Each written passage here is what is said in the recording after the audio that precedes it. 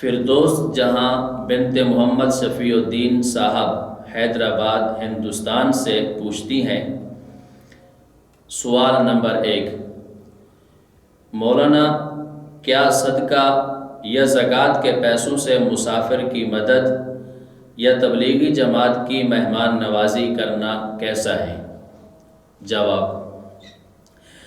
نفلی صدقات کے ذریعے کسی کا تعاون کرنا یا کسی کی ضیافت کرنا اس کی بالکل گنجائش ہے اور یہ جائز ہے۔ نمبر 2، وہ چیزیں جو واجب اور فرض ہیں، زکوٰۃ فرض ہے، صدقۃ الفطر واجب ہے اور عشر واجب ہے۔ یہ فرض اور واجب چیزیں جو ہیں یہ اس شخص پر خرچ کرنے چاہیے جو بندہ صاحب نصاب نہ ہو، زکوٰۃ کا مستحق ہو۔ لیکن اس میں ایک بات کا خیال رہے، جب زکوٰۃ کا پیسہ یا صدقۃ الفطر کا پیسہ یا عشر کا پیسہ کسی کو دیا جائے تو اس کے اندر تملیغ کرنا شرط ہے۔ تملیغ کا مطلب یہ ہوتا ہے کہ ان پیسوں کا اس مستحق بندے کو مالک بنانا چاہیے۔